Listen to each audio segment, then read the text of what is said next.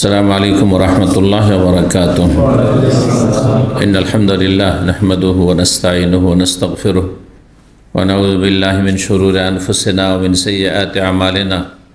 من يهده الله فلا مضل له ومن يضلل فلا هادي له وأشهد أن لا إله إلا الله وحده لا شريك له وأشهد أن محمدا عبده ورسوله صلى الله تعالى عليه وعلى آله وصحبه وسلم تسليما كثيرا. أما بعد، فقد قال الإمام البخاري رحمه الله تعالى: باب إسلام أبي ذر الغفاري رضي الله عنه قال حدثني عمرو بن عباس قال حدثنا عبد الرحمن المهدي قال حدثنا المثنى عن أبي جمرة عن ابن عباس رضي الله عنهما قال: لما بلغ أبا ذر مبعث النبي صلى الله عليه وسلم قال لأخي: اركب إلى هذا الوادي فاعلم لي علم هذا الرجل الذي يزعم أنه نبي يأتيه الخبر من السماء واسمع من قوله ثم أتيني به।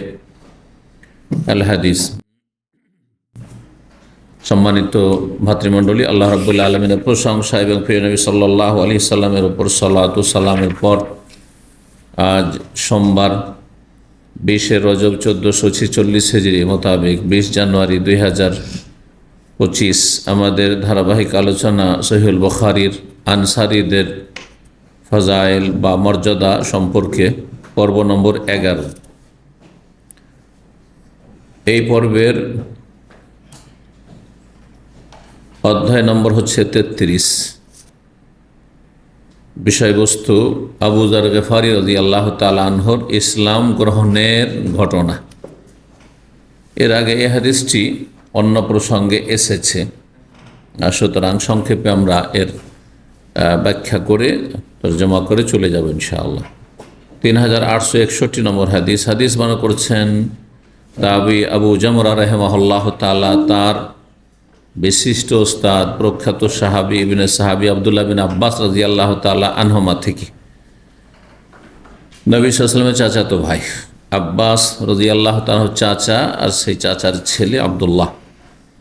তিনি বলেন: লাম্মা বালাগা আবু যাররিন মাবআসুন নবী সাল্লাল্লাহু আলাইহি ওয়াসাল্লাম, যখন আবু যার রাদিয়াল্লাহু তাআলা আনহুর কাছে সংবাদ পৌঁছিল যে নবী সাল্লাল্লাহু আলাইহি ওয়াসাল্লাম নবুয়ত পেয়েছেন, নবী সাল্লাল্লাহু আলাইহি ওয়াসাল্লামের নবুয়ত প্রাপ্তি হয়েছে, রসুল হয়েছেন 40 বছর বয়সে। আর আবু যারের এলাকা ছিল বনু গিফার এলাকা, যেটি মক্কা এবং মদিনার মাঝে একটি এলাকা। সে এলাকায় বসবাস করতেন তিনি, তার বংশের মাঝে। তিনি যখন খবর পেলেন, প্রাকৃতিকভাবে কিছু ভালো মানুষ থাকে যারা ভালো সন্ধানে থাকে, কিছু ভালো হলেই তাড়াতাড়ি সেটা জানার চেষ্টা করে এবং সেটাকে গ্রহণ করার চেষ্টা করে, যারা ভালো স্বভাবের মানুষ। সব যুগে এরকম আছে। আপনার 5 ভাইয়ের মধ্যে কিছু ভালো প্রকৃতির আছে, ভালো কথা ভালো লাগে, ভালো কাজ ভালো লাগে, প্রাকৃতিকভাবে ওরা সহজে হেদায়েত পেয়ে যায়, সহজে সংশোধন হয়ে যায়। ভুল ভ্রান্তি মানুষের থাকতে পারে, কিন্তু সংশোধন সহজে হয়ে যায়। শিরক বেদাতের ভুল হোক আর এমনি বিভিন্ন পাপে জড়িয়ে থাকা হোক, ভালো মানুষরা পাপে থাকলেও তারা দ্রুত হেদায়েত পেয়ে যায় চেষ্টা করলে একটু। আর যাদের স্বভাব খারাপ, প্রকৃতি খারাপ, নেচার খারাপ, তাদের হেদায়েত করা খুবই মুশকিল। জি, ভালো পরিবেশে, ভালো সমাজে, ভালো বাড়িতে এত যত্ন করে লালন পালন হয়েছে, এত ভালো জায়গায়, তারপরও না, মক্কা মদিনা থেকেও অন্ধ তো অন্ধ, হতভাগা। আল্লাহ রাব্বুল আলামিন যেন আমাদের ভালোদের মধ্যে শামিল করেন। আবু যার রাদিয়াল্লাহু এইরকমই একজন সৎ প্রকৃতির মানুষ ছিলেন জাহেলি যুগে। নবী সাল্লাল্লাহু আলাইহি ওয়াসাল্লামের যখন নবুয়ত রিসালাত প্রাপ্তির খবর পৌঁছিল, তখন তার ভাইকে বললেন, ছোট ভাই বললেন, ইরকাব ইলা হাযাল ওয়াদি, তুমি ওটার পিঠে চেপে যাও এই উপত্যকায়, মানে মক্কা উপত্যকায়, 2 পাহাড়ের মাঝখানে নিচু জায়গা, এগুলোকে উপত্যকা ওয়াদি বলা হয়। আর মক্কা 4 দিক থেকেই পাহাড়ে ঘেরা, এখনও দেখতে পাচ্ছেন, যদিও বহু পাহাড় কেটে আপনার সমতল করা হয়েছে অথবা বিভিন্ন রাস্তা বানানো হয়েছে, যে রাস্তাগুলি ছিল না। জি, মক্কা থেকে বের হওয়ার জন্য, ঢোকার জন্য 1-2 রাস্তা ছিল শুধু। আজকাল চতুর্দিক থেকে আপনি বেরিয়ে যেতে পারছেন, অসম্ভব ছিল সেটা। জি, এই জন্য নবী সাল্লাল্লাহু আলাইহি ওয়াসাল্লাম মক্কার একটা উঁচু এলাকা সেদিক থেকে প্রবেশ করেছেন, আর বেরিয়েছেন নিচু এলাকা দিয়ে। 2টো রাস্তা ছিল। যখন সিরাত নবী আলোচনা করেছি অথবা হাদিসগুলোর ব্যাখ্যা করেছি, উঁচু এলাকা, মানে নবী সাল্লাল্লাহু আলাইহি ওয়াসাল্লামের বাড়ি যেদিকে ছিল, যেদিকে আপনাদের বাসগুলো গিয়ে থামছে, যেদিকে কবরস্থান রয়েছে মহল্লা, ঠিক না, যেদিকে লাইব্রেরি, যে জায়গাটাকে বলা হচ্ছে যে নবী সাল্লাল্লাহু আলাইহি ওয়াসাল্লামের জন্ম সেখানে, মাউলিদুর রাসূল, জি, ছোট্ট করে লেখা আছে অবশ্য লাইব্রেরির পর বলা হচ্ছে। আর ওই বাথরুমটা ওর পাশে আছে, ওইটাকে বলা হচ্ছে আবু জাহালের বাড়ি ছিল, আমাদের দেশের লোকের কাছে প্রচলিত হতে পারে, আনুমানিক যে ওই এলাকায় ছিল, এগুলোতেই ছিল আর কি। আবু জাহাল ছিল, আবু লাহাব ছিল, কারণ আবু লাহাবের স্ত্রী নবী সাল্লাল্লাহু আলাইহি ওয়াসাল্লাম কষ্ট দিত। আর বনু হাশেমের এলাকা, এটা আবু জাহাল অন্য গোত্রের, গোত্র আলাদা, কুরাইশ হলো, এই জন্য আবু জাহাল নয়, সূক্ষ্ম আবু লাহাবের বাড়ি হইতে পারে সেখানে, কারণ আবু লাহাবের স্ত্রী নবী সাল্লাল্লাহু আলাইহি ওয়াসাল্লামকে কষ্ট দিত। তো যাও, ফালামলি এলমা হাজার রজুল, আর আমার জন্য জেনে আসো এই ব্যক্তি সম্পর্কে তথ্য জেনে আসো। আল্লাযী ইয়াজউমু, যার দাবি, জামা মানে ধারণা করা, বিশ্বাস করা, দাবি করা, সন্দেহ করা, এতগুলি অর্থ হয়। তো ক্ষেত্র বিশেষে আপনাকে অর্থ করতে হবে। যার ধারণা মানে যার বিশ্বাস, যার দাবি, আর যার বিশ্বাস করে দাবি করে আমি এই যার বিশ্বাস বা যার দাবি যে আন্নাহু নবী, যে সে নবী হয়েছে। ইয়াতিহিল খবর মিনাস সামা, আর তিনি দাবি করছেন যে আকাশ থেকে তার কাছে সংবাদ আসছে, মানে ওহী আসছে। এসব কথা তাহলে মাধ্যম দিয়ে আবু যর রাদিয়াল্লাহু আনহু শুনেছেন, লোকের মাধ্যমে, লোকজনের চর্চা, আরব দেশে চারিদিকে চর্চা শুরু হয়ে গেছে যে একজন মক্কায় এসেছেন, তিনি নবী দাবি করছেন, আর তিনি বলছেন আকাশ থেকে তার কাছে সংবাদ আসছে, জিবরাইল আসছে, আর আসমানের ওহী হচ্ছে। এইসব কথাবার্তা তাহলে মানুষের আলাপ আলোচনায় চলে এসছে। জি, তো যাও খবর নিয়ে আসো তুমি। ওয়াসমা মিন কওলি, তার কথাগুলি গিয়ে শুনিও, তার সাথে কথা বলিও, কথা শুনিও। মানুষের কথা শুনলে বোঝা যায় লোকটা ভালো না মন্দ, কিছুক্ষণ বসলেই একটা আইডিয়া পাওয়া যায়। সুম্মা তিনি, তারপরে আমার কাছে ফিরে আসো। ফান্তালাকাল আখু, এই ছোট ভাই চলল, হাত্তা কাদিম আহু, মক্কা আসলো। ওয়াসামিয়া মিন কওলিহি, নবী সাল্লাল্লাহু আলাইহি ওয়াসাল্লামের কথাবার্তা শুনলো। সুম্মা রাজা, তারপরে ফিরে গেল ইলা আবুজার, আবুজার ভাইয়ের কাছে। ফাকাল লাহু, গিয়ে বলল ভাইকে, যখন ভাই জিজ্ঞেস করলো যে বলো তোমার মন্তব্য বলো, তুমি কি দেখে আসলে আর কি জেনে আসলে, কতটা তুমি অনুধাবন করে আসলে, যে ভালো না মন্দ, কথাগুলি ঠিক না ভুল, তার অনুসরণ করব না কি করব, এতগুলি উদ্দেশ্য এই জন্য পাঠানো হয়েছে। তো সংক্ষেপে বলল সে যে রাআইতু ইয়া'মুরু বিমাকারিমিল আখলাক, তাকে আমি সচক্ষে দেখলাম যে তিনি উত্তম চরিত্রের উপদেশ দিচ্ছেন, নির্দেশ দিচ্ছেন, মানুষকে ভালো চরিত্র গঠন করতে বলছেন, নৈতিকতার কথা বলছেন, উত্তম চরিত্রের কথা বলছেন। এটা কমন কথা, উত্তম চরিত্রবান হইতে হবে, ভালো চরিত্র অধিকারী হইতে হবে, এটা সারা বিশ্বের মুসলিম অমুসলিম কাফের যত ইহুদি নাসারা হিন্দু বৌদ্ধ এমনকি নাস্তিক সবাই বলছে, যারা চরিত্রহীন তারাও বলছে যে ভালো মানুষ হইতে হবে। এইটা সাধারণ কথা, তাই না? কিন্তু কথাটি ভালো, কথা ভালো। ওয়াকালামান মাহুয়া বিশ্বের, আর কিছু তার বাণী শুনলাম যেগুলি কবিতা নয়, কিন্তু কবিতার চাইতে বেশি আকর্ষণীয়। এই জন্য কবিতার সাথে তুলনা করেছে। কবিতা শুনতে ভালো লাগে, গদ্যর চাইতে পদ্য শুনতে ভালো লাগে, তাই না? তো কিছু কথা এমন শুনলাম, মানে কোরআনের তিলাওয়াত করছেন, নবী সাল্লাল্লাহু আলাইহি ওয়াসাল্লাম কিছু আয়াত শুনিয়েছেন, তো শোনার পরে এত ভালো লেগেছে যে, কিন্তু সেগুলি কবিতা নয়। কবিতা আরবরা বুঝে, মাতৃভাষা হলে কোনটা কবিতা, একজন সাধারণ মানুষ অল্প পড়া হইলেও বোঝে যে এটা হচ্ছে পদ্য, তো এটা গদ্য, বুঝবেন আপনি।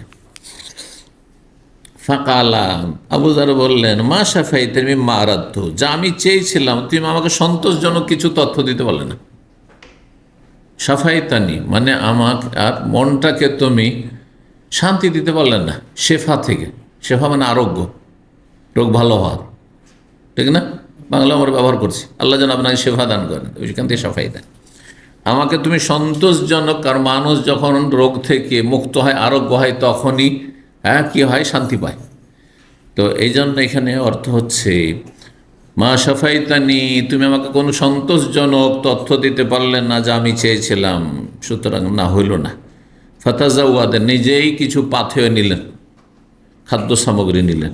ও হামালা সান্নাতাল্লাহ, আর একটি পুরাতন মশক নিলেন, চামড়ার মশক হয়। ফিহা মাও, যাতে কিছু পানি ছিল, কারণ পানি লাগবে, গরমের দেশ।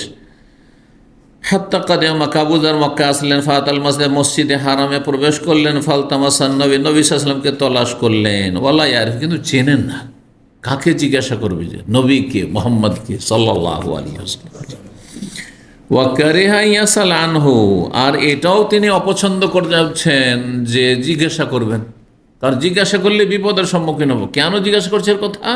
বাইরের লোক এসেছে, আবার এই লোক, হ্যাঁ এই লোক তো মক্কার কাফেরদের কাছে কুখ্যাত খারাপ লোক, হ্যাঁ খারাপ লোকের তলাশ করছে, তার মানে ধরো একে, তারই লোক হইতে পারে, সমস্যা আছে। এই জন্য তিনি চাইলেন না যে তার সম্পর্কে কাউকে জিজ্ঞাসা করেন, চুপচাপ আছেন, দেখছেন, বোঝার চেষ্টা করছেন যে কে মুহাম্মদ সাল্লাল্লাহু আলাইহি ওয়াসাল্লাম। হাত্তা আদরাকাহু বাদুল লাইল, এমনকি সারাদিন পার হয়ে রাত হয়ে গেল, রাত অন্ধকার হয়ে গেল, রাতের কিছু অংশ মানে অন্ধকার হয়ে গেছে, ধরেন মাগরিব থেকে এসা রাত 8টা হয়ে গেছে, এরকম হয়ে গেছে, সন্ধ্যা হয়ে গেছে। ফারাহু আলিউন, আলী রাদিয়াল্লাহু দেখছেন যে এই লোকটি সারাদিন এখানে ঘোরাঘুরি করছে, আর আমরা চিনিও না, তোর বাড়িও নেই, ঘর নেই, তুই থাকবি কোথায়? আলী তাকে দেখলেন। ফারাফা গরিব, তিনি বুঝতে পারলেন যে তিনি হচ্ছেন আগন্তুক মানুষ, অপরিচিত, বাইরের মানুষ। গরিব, আরবিতে গরিব মানে আগন্তুক, বহিরাগত মানুষ, আগন্তুক, অপরিচিত। আর এটা উর্দুতে চলে গেলে গরিব মানে হচ্ছে ফকির, দরিদ্র। আর আমরা যেটা নিজেরা খুব গরিব মানুষ ভাই, এটা উর্দু ব্যবহার, আরবি ব্যবহার করি না আমরা। এবার বুঝতে পারলেন কথা? একই শব্দ, উর্দুতে গেলে অর্থ আলাদা হয়ে গেল, আরবিতে গেলে আলাদা অর্থ হয়ে গেল। বুঝতে পারছেন? আরেকটা শব্দ বলি, এরকম বেশ কিছু শব্দ আছে, যেহেতু আমরা বিভিন্ন ভাষা, 4-5 ভাষা পড়াশোনা করছি আলহামদুলিল্লাহ, ফার্সি থেকে শুরু করে উর্দু, বাংলা, আরবি, ইংরেজি, আর তারপর বিভিন্ন ভাষা, হিন্দিও পড়েছি একটু। তো যার ফলে ভাষা, বিভিন্ন ভাষা, কিছু ভাষা তো খুব বেশি করে পড়েছি, কিছু ভাষা কম পড়েছি, কিন্তু পড়েছি। তো দেখি যে এক ভাষা আরেক ভাষাতে গেলে অর্থ পরিবর্তন হয়ে যায়। আরেকটি শব্দ আছে ওজিফা, ওজিফা একই শব্দ, আরবি শব্দ, কিন্তু শব্দ আরবি তো ওজিফা, উর্দু তো ওজিফা আছে। ওজিফা মানে কি বলেন তো আপনার? কেউ যে বলবে হাত তুলবে, বুঝেন ওজিফা? হ্যাঁ, কি আরবি তো ওজিফা মানে চাকরি। এই জন্য চাকরিজীবীকে, হ্যাঁ কর্মচারীকে মুয়াজ্জাব বলা হচ্ছে, ওজিফা থেকে মুয়াজ্জাব বলছেন না, মুয়াজ্জাব, জি হ্যাঁ মুয়াজ্জাব, আদাইন দ্বারা মুয়াজ্জাব, আপনার পরিচয় করে নতুন চাকরিজীবী আর কি, এখানে কর্মচারী তো হয়ে গেল। কিন্তু উর্দুতে ওজিফা মানে জানেন, ওজিফা মানে ভাতা, ওজিফা মানে স্টাইপেন্ড, যেটাকে বলা হচ্ছে ভাতা, ভাতা দেয়, মাসিক ওজিফা এই অর্থে। আচ্ছা, ধর্মীয় ভাষায় ওজিফা বুঝেন, উর্দু বাংলাতে ব্যবহার হয়, কিন্তু হ্যাঁ ওজিফা জিকির, জিকিরের ওজিফা, এটা আবার কি জিনিস দেখেন, একটি শব্দ। যখন ধর্মীয় আপনি দৃষ্টিভঙ্গি থেকে যখন আলোচনা করবেন, তখন ওজিফা বলা হচ্ছে উর্দু, বাংলায় কি জিকিরের ওজিফা বলা হচ্ছে, কোরআনের ওজিফা হইতে পারে। এটা আবার কি? এটা হচ্ছে আপনার দৈনন্দিন যে নিয়ম বানিয়ে নিয়েছেন, যে আমি এত পারা কোরআন পড়বো, এতবার আমি তসবি পড়বো, এতবার ইস্তেগফার আস্তাগফিরুল্লাহ পড়বো, এতবার লা ইলাহা ইল্লাল্লাহ পড়বো। হ্যাঁ, যদি সুন্নতে জিকির করেন তাহলে। আর বেদাতি জিকির, কারণ ওজিফা, জিকিরের ওজিফা কথাটি বেদাতি থেকে এসছে, তো ওদের হচ্ছে যে আমি এত ঘন্টা চোখ বন্ধ করে হাক হুক করবো, বুঝতে পারছেন, ইল্লাল্লাহ ইল্লাল্লাহ করবো, আল্লাহু আল্লাহ করবো, হা হু করবো, এইগুলো হচ্ছে বেদাতিদের ওজিফা। বুঝতে পেরেছেন? বেদাতিদের ওজিফা বেদাতি ওজিফা, আর সুন্নতি ওজিফা, সুন্নতি ওজিফা আপনার এটাকে আরবি ভাষায় বিরদ বলা হয়। বিরদ, ওয়াও রা দাল ওয়াজের দিয়ে বিরদের, আর বহু বচন হচ্ছে, জমা হচ্ছে আওরাদ। আওরাদ মানে দৈনন্দিন আপনার নিয়মিত যেসব ইবাদত বন্দিগি রয়েছে ফরজ ছাড়া, ফরজ 5 ওয়াক্ত তো রয়েছে, কিন্তু দৈনন্দিন আমি সকালবেলায় জিকিরগুলো করি, সন্ধ্যাবেলায় জিকির করি, ঘুমের জিকিরগুলো করি, আর বেশ আমি প্রতিদিন 1 পারা বা 2 পারা 3 পারা করে কোরআন পড়ি। হ্যাঁ, এগুলো হচ্ছে আমার বিরুদ্ধ বা এগুলো হচ্ছে ওয়াজিফা। জি, এরকম বেশ কিছু শব্দ আছে। তো আমাদের দেশে মাদ্রাসা পড়ুয়াগুলো যেহেতু উর্দু মিডিয়াম মাদ্রাসায় পড়ে, কওমি মাদ্রাসায় পড়ার পরে আরবি আর উর্দুকে কি করে দেয়, একাকার করে দেয়। আর তারপরে আরবি তো বলতে পারে না, যদি বলেও তো উর্দু ঢুকিয়ে দেয়। তখন আরবরা আর বুঝতে পারে না, কারণ আরবদেরকে যদি বলেন যে ওয়াজিফা, তো ও চাকরি ভাববে। ওয়াজিফা মানে চাকরি, আর আপনি বলছেন ওয়াজিফা মানে আমি আপনার ওয়াজিফা চাই, মানে আপনার ভাতা চাই, স্টাইপেন্ড চাই, যেটাকে আরবিতে মেনহা বলা হচ্ছে। মেনহাতুন দেরাসিয়া, স্টুডেন্ট আপনার ভাতা। জি, স্কলারশিপ, যেটা স্কলারশিপ দিলে যে ভাতা দেওয়া হয় সেটা। তো যাই হোক, এই গরিব শব্দটি ওরকমই। কনফিদ দুনিয়া কান্নাকা গরিবন, দেশি কমে মোল্লা আরবি বেশি বুঝে না, তখন কয় কনফিদ দুনিয়া, দুনিয়াতে বসবাস করো গরিব মানুষ হয়ে। আরে গরিব মানুষ নয়, এটা গরিব উর্দু তো করে দিলে তুমি। উর্দুতে হাদিস আছে না আরবিতে আছে? গরিব আগন্তুক, যেন তোমাকে কেউ চেনে না। যেমন অচেনা জায়গায় গেলে তুমি সেখানে থাকতে চাইবে না, সেখানে তোমাকে ভালো লাগবে না। যতই তোমাকে 5 স্টারে রাখা হোক, যতই আইসারামে রাখা হোক, ভালো লাগবে না। সেখানে আত্মীয় নেই, স্বজন নেই, কোনো চেনা পরিচয় লোক নেই, কিচ্ছু নেই। কি থাকবো এখানে? তাড়াতাড়ি টান দে, যাই বাড়িতে, কোড়ে ঘরে আমার ভালো, খড়ের ঘরই ভালো, ঠিক না? তো এখানে গরিব শব্দ মানে হচ্ছে আগন্তুক ব্যক্তি, অপরিচিত ব্যক্তি। আলী চিন্তা করলেন যুবক মানুষ, আলী রাজি এখন ছেলে। ফালাম্মা রাহু, যখন দেখেন তাবিআহু, তার পেছনে পেছনে চললেন। ফালাম ইয়াসাল ওয়াহিদু মিনহুমা সাহিব আন শাইইন, কিন্তু একে অপরকে জিজ্ঞাসা করছেন না, কথা বলছেন না। কথা বললেই, কারণ জানে মক্কার কাফেররা যে আলী তো মুহাম্মদ সাল্লাল্লাহু আলাইহি ওয়াসাল্লাম অনুসারী হয়ে গেছে। হ্যাঁ, তার চাচাতো ভাই তার অনুসারী হয়ে গেছে, সুতরাং তার সাথে যদি কথা বলতে দেখে তো ওরও বিপদ আছে। নতুন লোকের, বাইরের লোকের বেশি বিপদ, কারণ আলীর তো এখানে প্রোটেকশন দেওয়ার জন্য বংশ বলি আছে, কিন্তু এই লোকের আছে কি? তো এই সমস্ত বিষয় আর জানতে পারলে ইসলাম কবুল করার সুযোগই দিবে না, তার আগে হয়তো মেরে দিবে। হ্যাঁ, অথবা তাকে ভুল বুঝিয়ে বিভ্রান্ত করে দেবে। যে একসময় বেদাতিরা এখানে করতো, এখনও কোনো বিচিত্র নাই, কিন্তু নতুন নতুন যখন ইসলামিক সেন্টার, আমি 1999 যখন কাজ শুরু করলাম ওখানে এসে, তখন নিচে অনেক নতুন ভাইরা আসে। তখন যারা আপনার তবলিগি বা মাজারি বেদাতি, ওরা বলে এটা জামাত ইসলামের অফিস, জামাত ইসলামের অফিস। আওয়ামী লীগ আসে, তারপর জামাতি অফিস, জামাত অফিস। শত্রু যাবে কেন? ভাগিয়ে দিল ওখান থেকে, নিচেতে ভাগিয়ে দিল। এসব অস্ত্রগুলো ব্যবহার করেছে বেদাতিরা। তিক্ত অভিজ্ঞতার কথা বলছি, যে কত শয়তান প্রকৃতির মানুষ আছে আর কত মিথ্যুক আছে, চিন্তা করেন আপনি। আচ্ছা, আর যদি ধরেন দেখছে যে নিউট্রাল লোক আসছে, ও আমলিগো না, তো আপনার কি জামাত বিদ্বেষীও না, অত ও সব বুঝে না কিছু, নিউট্রাল নতুন লোক আসছে, তো ওকে তো এগুলো বললে হবে না। তখন কোথায় যাচ্ছ? বলছি ইসলামিক সেন্টারে যাবো, শুনেছি ইসলামিক সেন্টার নাকি। ও ওখানে বিরিয়ানি খেতে যাবে, বিরিয়ানি, বুঝতে পারছেন? অথচ একটা নিম্নমানের কোনোরকম চলার মতো বিরিয়ানি দেওয়া হয়েছে যারা পুরাতন ছাত্র, বুঝতে পারছেন? আর যেমন আজকাল চলার মতো যে এক প্লেটে 6 জন 7 জনে বসতে হচ্ছে, চলার মতো। তো এইভাবে বিভ্রান্ত করে, তখন মানুষকে লজ্জা লাগে। যখন ওকে বলে খাওয়ার কথা, তো আমাকে তো মানুষের পেটুক বলবে, আর আসে না। কত লোককে যে এইভাবে ইন্নাহুন নাদুলাল্না কাসির, এই পাপিষ্টরা, এই বেদাতিরা, এই পথভ্রষ্টরা জাহান্নামের দিকে নিয়ে গেছে, অথবা জান্নাতের রাস্তা থেকে দূরে সরিয়ে দিয়েছে। জি, তো এটাও করতে পারে আবু জারকে। আরে সে তো খারাপ লোক, খবরদার তার কাছে যেও না। আর তখন শয়তান সুযোগ নেবে, মানুষ শয়তান, জিন শয়তান লেগে আছে। শয়তান বললো যে ওর আত্মীয় স্বজন যখন বলছে খারাপ, তার মানে লোক খারাপ। যদি আমার গ্রামের লোক এসে অথবা আমার আত্মীয় স্বজন বললে যে অমুক খারাপ, তো আপনারা বিশ্বাস করে ফেলবেন আপনি, যে আসলে ওরা তো জানে, ছোট থেকে জানে, তাই না? জি, এই সমস্ত চিন্তা করতে, যার ফলে না আলী কাউকে জানতে দিতে চাইছেন, না আবু যার জানতে দিতে চাইছেন। বলছেন হাত্তা আসবাহ, সকাল হয়ে গেল, সোম্মা হাত্তা মালা, কি ছুটেছে নাকি মনে হচ্ছে সামনে, না ঠিক আছে না, হ্যাঁ সকাল হয়ে গেল। সোম্মা হেতামালা কেরবাতাহু, নিয়ে গিয়ে এক কথায় রাত্রে জায়গা দিলেন। আলী রাদিয়াল্লাহু আনহু রাত্রি কাটালো।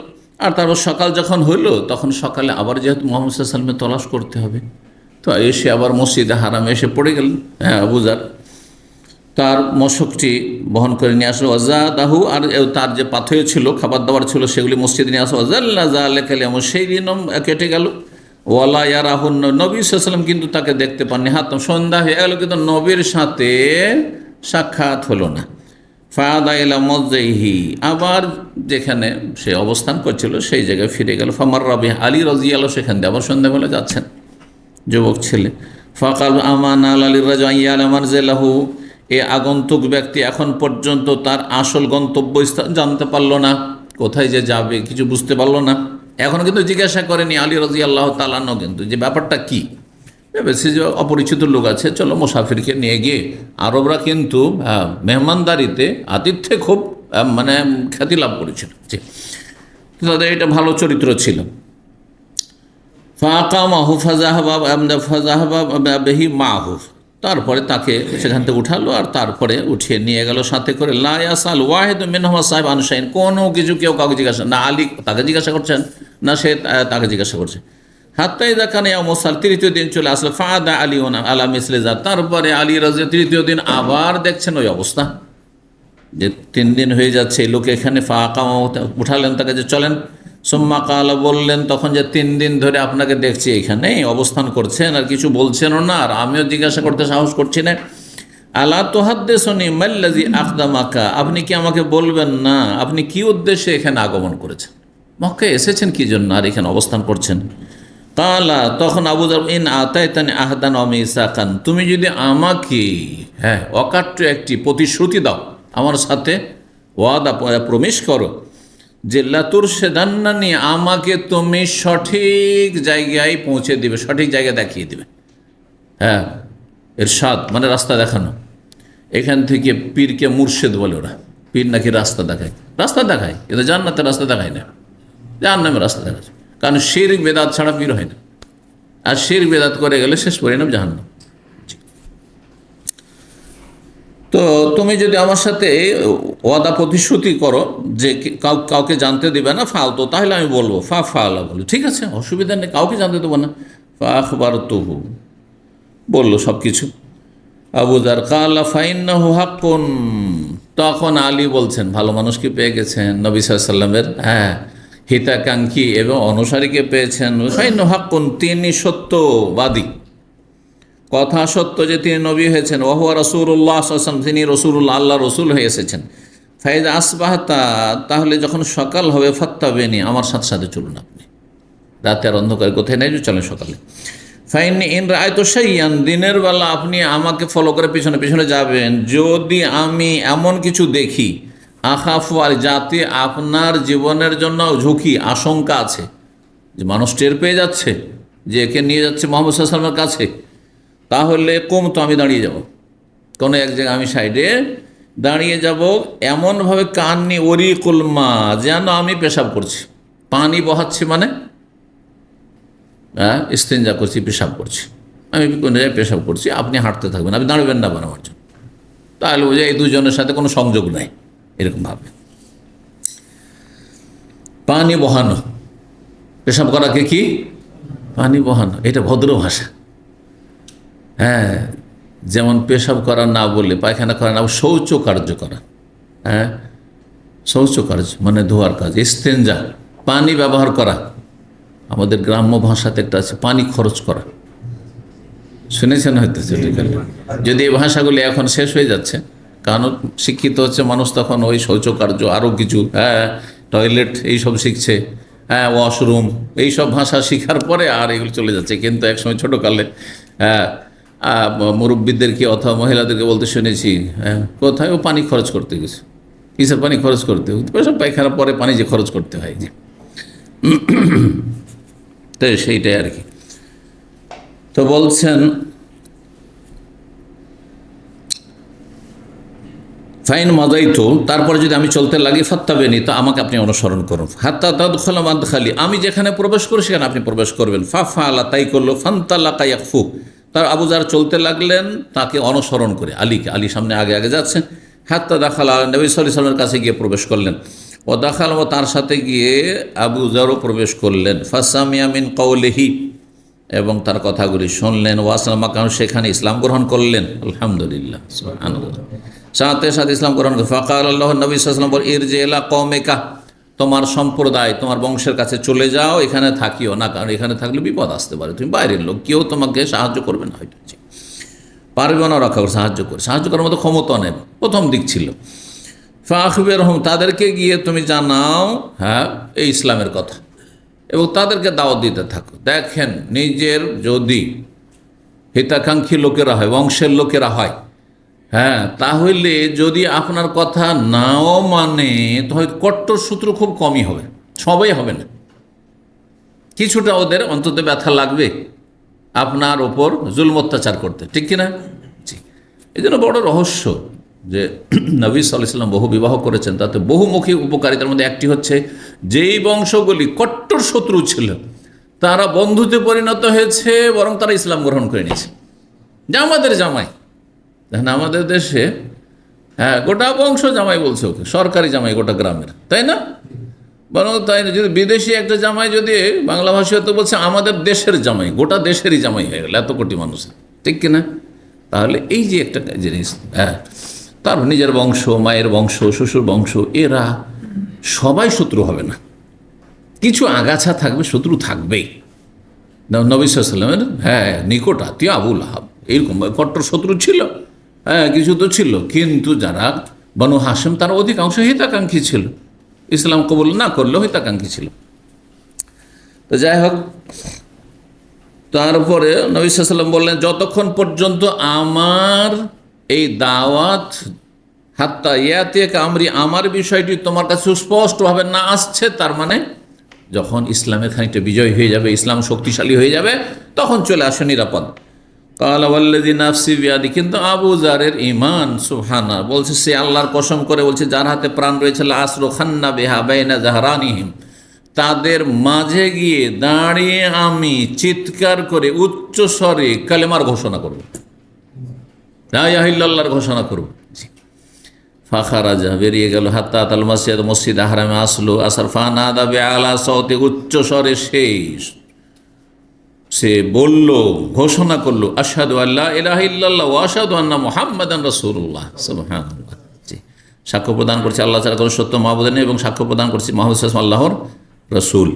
সুম্মা কামাল কওম, শোনার পরে কাফেররা থামে, তারা সব ঝাঁপিয়ে পড়লো। ফাজারাবু, এমন মার মারলো, হাত্তা আউজাউ, অন্যের বাদ হাত্তা আউজাউ, তাকে একবারে মাটিতে শুইয়ে দিল, মেরে একবারে মাটিতে শুইয়ে দিল, বেহুশ করার মতো। কখন মানুষ মাটিতে পড়ে যায় একবারে অচল হয়ে, কখন খুব বেশি মার পড়ে। আউজাউহু ওয়াজঅন থেকে, ওয়াজঅন শব্দটি এখানে কিন্তু আপনার ডাক্তারের কাছে গেলে যদি আরবি ডাক্তার ব্যবহার করে, ওয়াজা মানে হচ্ছে ব্যথা, হ্যাঁ, ব্যথা, পেটের ব্যথা, ওয়াজউল বাতন, যা পেন, তো তাকে অত্যন্ত ব্যথিত করল। ওয়াতাল আব্বাস, আব্বাস রাদিয়াল্লাহু তাআলা আনহু দেখলেন যে একটা বিদেশি মানুষকে তো মেরে ফেলে দিবে এই কাফেররা। তখন আব্বাস কিন্তু ইসলাম গ্রহণ করেননি, কিন্তু ভালো মানুষ ছিলেন এবং নবী সাল্লাল্লাহু আলাইহি ওয়াসাল্লামের ক্ষেত্রে নম্র ছিলেন চাচা হিসাবে। তো জানছেন যে কী জন্য মার খাচ্ছে, মারধর করছে কে। ফাআকাব্বা আলাইহি, এসে ঝাঁপিয়ে পড়লেন আব্বাস রাদিয়াল্লাহু তাআলা উপরে, একবারে ঝাঁপিয়ে পড়লেন রক্ষা করার জন্য। আল্লাহ এসে বললেন, ওয়াইলাকুম, তোমাদের সর্বনাশ, আলাস্তুম তা'লামুন, তোমরা কি বুঝো না, জানো না, আন্নাহু মিন গেফার, এ হচ্ছে গেফার বংশের লোক। ওয়াইন্না তারিকা তিজারাতিকুম ইলা শাম, আর গেফার বংশের এলাকা হচ্ছে শাম দেশে তোমাদের ব্যবসার রাস্তা, বাণিজ্যিক রাস্তা, কোনখান দিয়ে চলবে? এ কথা না বলে থামানো যেত না। ইসলাম কবুল করেছে তো কী হয়েছে, এ কথা বললে মানত না মক্কার কাফের, আরও মারত।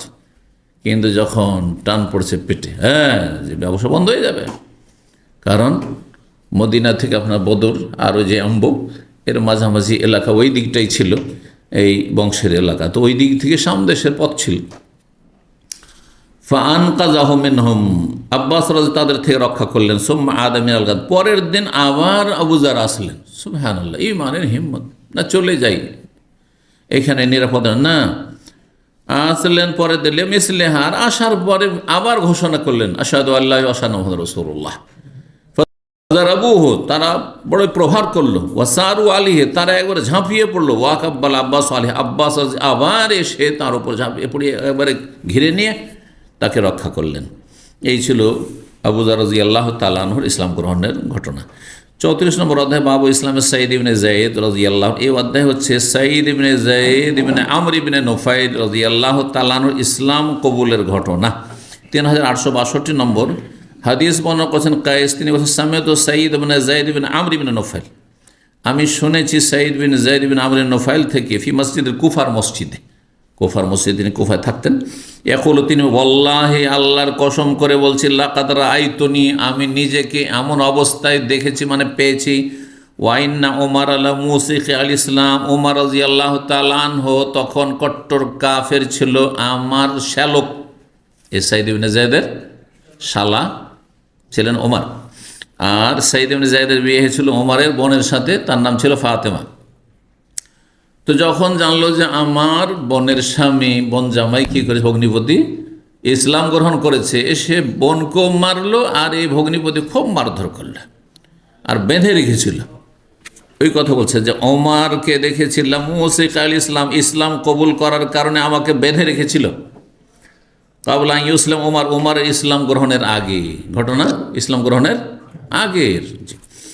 ওয়ালাউ আন্না ওহদান এর ফাদ্দালিল্লাযী সানাতুম বে উসমান, আর শোনো যদি ওহদ পাহাড়, ওয়ালাউ আন্না ওহদান এর ফাদ্দালিল্লাযী সানাতুম বে উসমান, তোমরা যে উসমান রাদিয়াল্লাহু তাআলাকে মর্মান্তিকভাবে তোমরা শহীদ করেছো, এর ওপর যদি ওহদ পাহাড় কেঁপে উঠে, লাকানা মাহকুকানা ইয়ার ফাদ্দা, তাহলে ওহদ পাহাড়ের কম্পন, হ্যাঁ সেটা হক রাখে। ওহদ পাহাড় যদি কেঁপে ওঠে সেটাই হচ্ছে তার ন্যায্য অধিকার, কারণ এত বড় অপরাধ করেছো যে ওহদ পাহাড় এই অপরাধে কেঁপে উঠবে।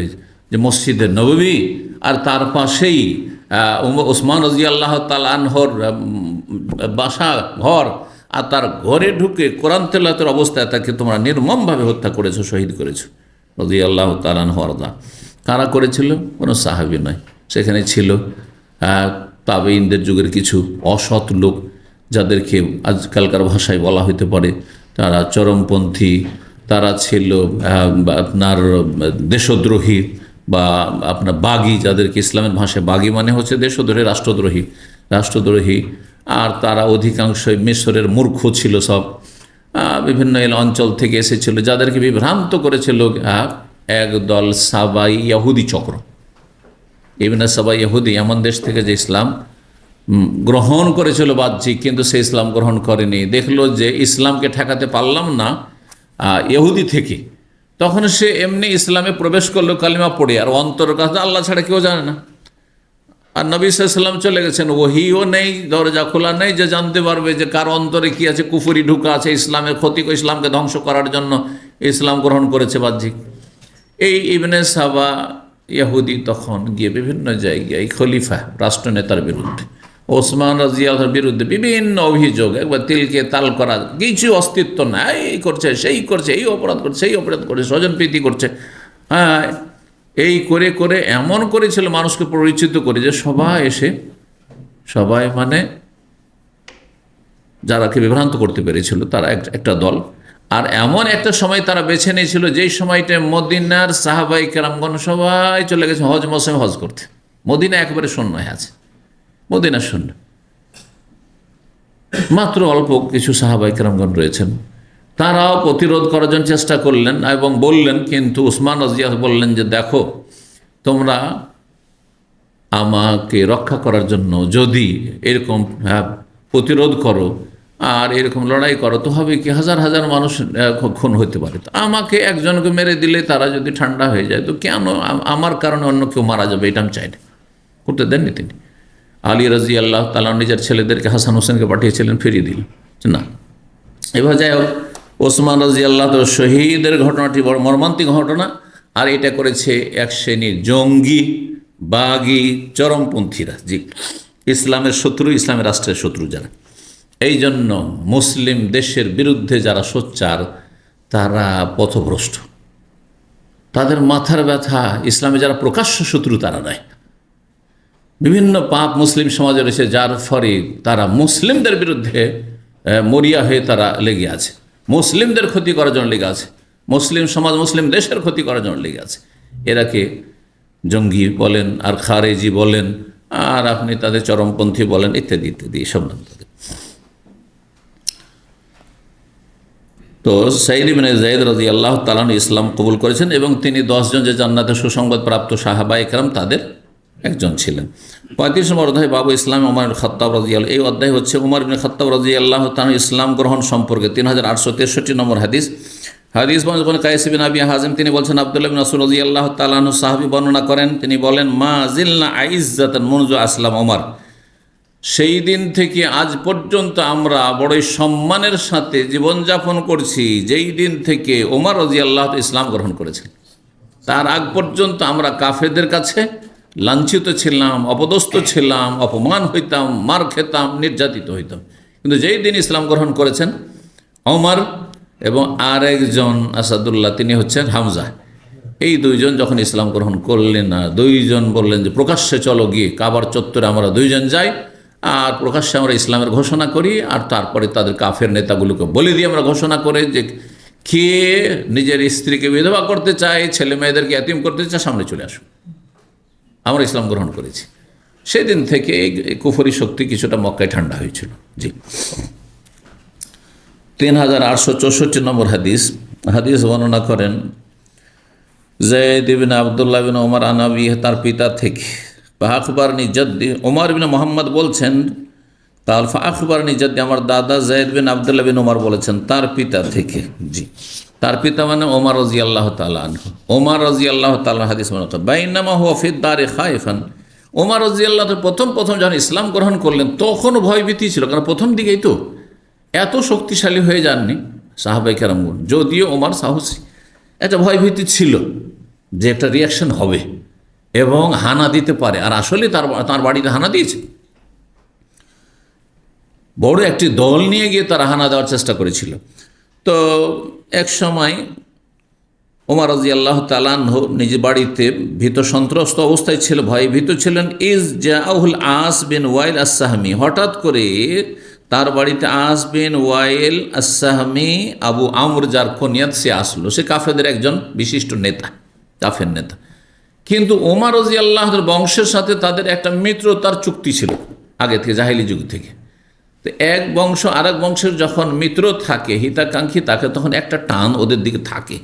এই গ্রাম অঞ্চলে এই জিনিসটা আমাদের দেশে একসময় কাজ করতো, যদিও আরবদের মতো এই মিত্রতা লাগাইতো না, কিন্তু একটা কি আছে, আরে ওরা আমাদের খাতিরের লোক রে, হ্যাঁ আমাদের বংশের না হলে কি হবে, আমাদের খাতিরের লোক, ওগুলো আছে না, ছিল, গ্রামে আছে।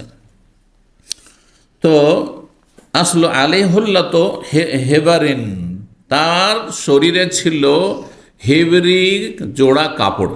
হোল্লা বলা এহরামের মতো দুটো কাপড়, হ্যাঁ হোল্লা দুটো কাপড়কে বলা হয়, একটা চাদর হিসেবে ব্যবহার হয় আর একটা লুঙ্গি হিসেবে ব্যবহার হয়, যেমন এহরামের কাপড় আর কি, ঠিক ওই রকম। আর দামি, সেই যুগে দামি কাপড় ছিল এমন দেশের কাপড়, যে হেবরি কাপড়। ও কামিসুন, আরেকটি জামাও পরেছিল। এক তো চাদর আর ও তো লুঙ্গি আছে, তার উপরে একটা কামিজ জামা পরেছে, তার মানে অতিরিক্ত, তার সচ্ছল ব্যক্তি। না হলে আর ওরা পায় কোথায়, হুল্লা থাকলে জামা নেই, জামা থাকলেও একটাই জামা, নিচে ও কিছু নেই, পায়ে জামা নেই, এইরকম অবস্থা ছিল। একটা জুব্বা, ব্যাস। আর জুব্বার নিচে কত কি পরে আছেন আর উপরে কত কি পরছেন, তাই না? শুধু একটা জুব্বা যদি থাকে তো জুব্বায় শুধু কামিজ, হ্যাঁ, আর যদি উপরে থাকে একটা চাদর থাকে তো চাদর, আর নিচে একটা কোনো রকম সতর ঢাকার জন্য, এত ভাব ছিল মানুষের।